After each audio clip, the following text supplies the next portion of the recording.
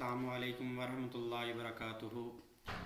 मैं हूँ आपका रूहानी मालिज डॉक्टर मोहम्मद असद महमूद। आज की इस वीडियो में हम बताएंगे अठरा क्या चीज़ है। अठरा एक बड़ी ज़िद्दी और नामुराद किस्म की एक बीमारी है और अठरा के पीछे बड़ी लंबी चौड़ी वजूहात भी हैं। अठरा का ज़्यादातर ज़िक्र हज़रत सुलेमान अलैहिस्सलाम आपके वाक़यात के साथ मिलता है कि हज़रत सुलेमान अलैहिस्सलाम को अल्लाह रब्बुल इज़्ज़त ने जब सारी दुनिया की बादशाहियत अता फरमाई तो हज़रत सुलेमान अलैहिस्सलाम ने दुनिया के ऊपर जितनी भी मखलूक़ात थी हर के ऊपर अल्लाह रब्बुल इज़्ज़त ने उनको बादशाहियत अता की थी। तो आप जब तख्त के ऊपर बैठे तो दुनिया में जितनी भी मखलूक़ात थी हर मखलूक ने आकर उनके हाथ के ऊपर अल्लाह रब्बुल इज़्ज़त की वहदनियत का अहद लिया। तो आपके बड़े ही प्यारे महबूब खलीफा भी थे जिनका नाम रवायात में मिलता है हज़रत आसिफ बिन बरखिया, जिन्होंने तख्ते बल्कीस एक आँख झपकने से पहले तख्ते बल्कीस आपके कदमों में ला के रख दिया। हज़रत आसिफ बिन बरखिया के पास सिर्फ अल्लाह रब्बुल इज़्ज़त की वहदनियत का इल्म था। ऐसा इल्म कि इतनी दूर, इतनी हज़ारों किलोमीटर दूर के सफ़र पे उन्होंने तख्त उठाकर आँख झपकने से पहले तख्त आपके कदमों में रखा। तो जब हज़रत सुलेमान अलैहिस्सलाम तख्त पर बैठे ना तो आपने आसिफ बिन बरखिया से पूछा कि कोई मखलूक ऐसी रह तो नहीं गई कि जिसने मेरे हाथ के ऊपर अल्लाह रब्बुल इज़्ज़त की वहदनियत का वादा नहीं लिया। तो आसिफ बिन बरखिया ने फरमाया कि हजूर कि ए सुलेमान अलैहिस्सलाम, एक ऐसी चीज़ जंगल में बैठी है, बड़ी भयानक चीज़ है, जिसको देख के मौत का मंजर नज़र आता है, जिसको देख के रूह कांप जाती है। वो चीज़ ने आकर आपके हाथ के ऊपर अल्लाह रब्बुल इज़्ज़त की वहदनियत पर वादा नहीं लिया। तो हज़रत सुलेमान अलैहिस्सलाम ने अपनी जो दरबार के फ़ौजी कह लें उनको भेजा कि जाके वो चीज़ को उठा के लेके आए, वो भयानक चीज़ को लेके आए। तो आपके जब फ़ौजी गए ना तो उन्होंने जब पकड़ के लेके आए ना तो हज़रत सुलेमान अलैहिस्सलाम के दरबार में जब पेश किया ना तो हज़रत सुलेमान ने जब देखा उसकी शक्ल बड़ी भयानक थी। मोटी मोटी आंखें, आंखें भी इस तरह के जिस तरह उसमें आग के शोले भड़क रहे हैं। उसके नाखून ब्रीक ब्रीक और लंबे जहरीले नाखून, उसकी शक्ल बड़ी भयानक। उसके जो बाल थे वो जिस तरह खजूर के तने के ब्रीक ब्रीक रेशे होते हैं ना, कि इस तरह के रेशों की तरह उसके बाल थे। और जिस्म उसका इस तरह के जिस तरह संगलों में वो जकड़ा हुआ, बड़ी भयानक शक्ल। तो बड़ी खौफनाक किस्म की शक्ल उसकी। तो जब आपके दरबार में उसे पेश किया गया ना तो हज़रत सुलेमान ने फरमाया कि तुम्हारा नाम क्या और तुम्हारा काम क्या है। तो उसके बड़े नाम हैं, तकरीबन रवायात में उसके 12 नाम मिलते हैं। जो उसका मेन असल नाम है हम्मा बिनते हम्मा, उम्मुल सुबयान भी कहा जाता है। जिसको आसान अल्फाज में समझाना चाहूँ तो 18 की बीमारी का लफ्ज़ दिया गया। एक वो ऐसी भयानक चीज़ का नाम है। तो जब हज़रत सुलेमान ने पूछा ना कि तुम्हारा काम क्या है, तुम्हारा काम क्या है और तुम्हारा नाम क्या है, जब उसने नाम बताया ना, हम्मा बिनते हम्मा अपना नाम बताया उसने, तो जब उसने अपने काम बताए उसने कहा कि मैं ज़मीन और आसमान के दरमियान में जो फासला ना उधर रहती हूँ,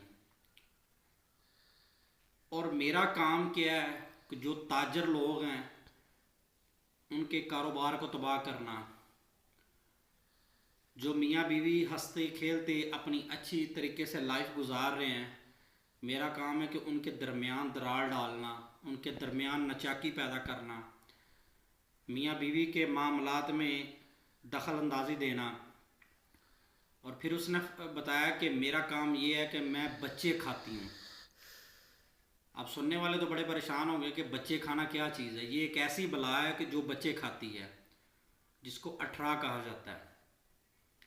अब हर बंदा पूछेगा कि डॉक्टर साहब बच्चे किस तरह वो खाती है। अब कुछ औरतों को अठरा का मसला होता है, और अठरा एक ऐसी लाइलाज मर्ज है कि इसका मेडिकल में इलाज ही मौजूद नहीं है।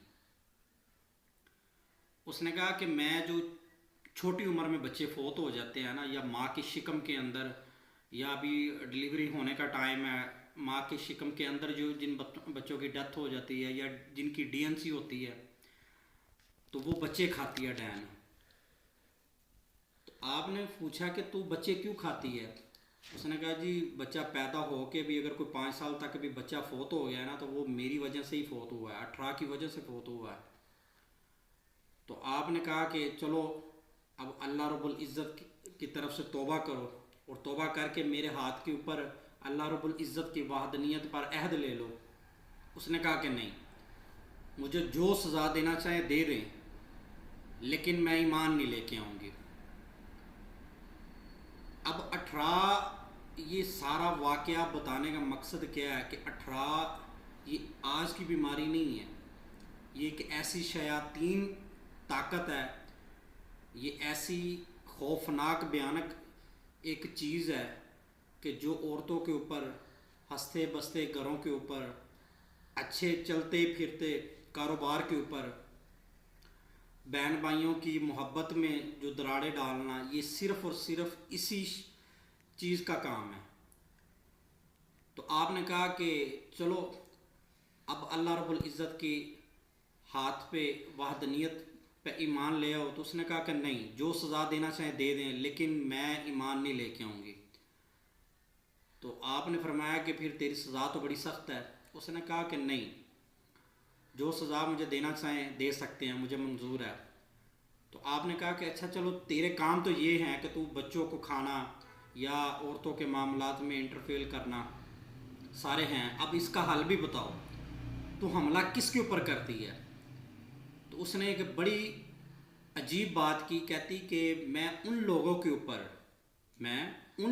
ऊपर ये सारे हमले करती हूँ जिनके दिल में अल्लाह का खौफ ही मौजूद नहीं है, जिनके दिल में अल्लाह रब्बुल इज़्ज़त की वहदनियत है ही नहीं, जो अल्लाह के ऊपर ईमान ही नहीं रखते, जिनका ईमान कमज़ोर है, कच्चे दिल के मालिक हैं, कच्चे ईमान के मालिक हैं, मैं उनके ऊपर ये हमले करती हूँ। अगर कोई बंदा, कोई औरत है या कोई कारोबार है, कोई ताजर है, उसके दिल में खौफ खुदा मौजूद है, तो मैं उसके ऊपर हमला नहीं करूँगी, मेरा अहद हो गया। ये हम्मा बिनते हम्मा ने हज़रत सुलेमान अलैहिस्सलाम के हाथ के ऊपर इस चीज़ का अहद लिया कि मैं उन औरतों के ऊपर, उस कारोबार के ऊपर, उस मियाँ बीवी के दरमियान मैं कोई भी मामलात नहीं लेके आऊँगी जिनके दिल में खौफ खुदा, अल्लाह रब्बुल इज़्ज़त का खौफ मौजूद है, उनके ऊपर मैं हमला नहीं करूँगी। तो 18 का अब सारा मामला तो बता दिए कि 18 है क्या चीज़। तो 18 का अमल भी बता देते हैं कि 18 की बीमारी से बचने के लिए हल क्या है। एक तो दिल में खौफ खुदा हो, और कुछ औरतें शावर लेती हैं, शावर के दौरान जो उनके बाल जिस्म से उतरें या उनके सर से उतर के वो जाली के ऊपर जाके अटक जाते हैं, तो औरतें क्या करती हैं, वैसे बाहर आ जाती हैं। तो उनको चाहिए कि वो बाल उठा के फ़ौरन फ्लश कर दें। एक तो ये परहेज़ करें औरतें, और दूसरे नंबर परहेज़ क्या करें कि वॉशरूम के अंदर जो कपड़े लटका के 8-8 दिन 10-10 दिन लटके रहने, तो इन चीज़ों के ऊपर भी ये चीज़ें असर करती हैं। तो अपने कपड़े फ़ौरन जब चेंज किए वो भी उतार के बाहर रख दें। फिर तीसरे नंबर पे जो मेन बात आती है कि ये जो हम्मा बिनते हम्मा है ना, ये जो मेंसेस का ब्लड होता है ना, ये उसको पीती है, बड़े शौक़ से पीती है। समझ लें कि उसकी खुराक ये है। तो आजकल हमारे घरों में क्या है कि औरतें सैनिटरी पैड अपना यूज़ किया करके, तो वैसे ब्लड साथ लगा हुआ वैसे वेस्ट कर दिया, बास्केट में फेंक दिया, बास्केट में आगे रूढ़ी पे चला गया, कूड़ादान में चला गया। तो ये चीज़ों को तलाश करके खून चूसती हैं। तो जब खून पीती हैं तो डेफिनेटली औरतों के ऊपर असर तो पड़ेगा। अठरा की बीमारी इस तरह ही लगती है। तो ये चीज़ें सैनिटरी पैड जब यूज़ किया तो फ़ौरन उसको वॉश करें, इस तरह वॉश करें कि बिल्कुल वो वाइट हो जाए, सारा ब्लड का असर निकल जाए। उसके बाद उसको बास्केट में फेंकें। ये 3 परहेज़ अगर कोई औरत कर ले तो इंशाल्लाह ज़िंदगी में अठरा की बीमारी उसको क्या उसकी नस्ल में नहीं होगी। तो अठरा का इसके साथ साथ कुरानी हल और अल्लाह रब्बुल इज़्ज़त का जो कुरान पाक में बड़े बड़े प्यारे सूरतें हैं उस चीज़ से इसका इलाज भी करते हैं हम। तो उसका जो हल है कि अव्वल आखिर हर नमाज के बाद 11 दफ़ा दुरूद इब्राहिम पढ़ना है और 7 दफ़ा आयतुल कुर्सी पढ़ के अपनी नाफ के ऊपर हर औरत रख के फूंक मारे। अगर हर नमाज के बाद नहीं कर सकती तो सोने के टाइम ये करे। अव्वल आखिर दुरूद शरीफ दुरूद इब्राहिम और नाफ के ऊपर उंगली शहादत की रख कर 7 दफ़ा आयतुल कुर्सी पढ़े। इंशाअल्लाह अल्लाह रब्बुल इज़्ज़त शिफाए कामला अजला अता फरमाएगा। और हमारी वीडियो को लाइक शेयर और सब्सक्राइब करें ताकि हमारी आने वाली हर वीडियो आप तक पहुंच सके। और हर मसले का हल जानने के लिए हमारे व्हाट्सएप पे रब्ता करें। फ़ीस बिल्लाह हर मसले का हल जानिए। अस्सलामु अलैकुम वरहमतुल्लाहि वबरकातुहू।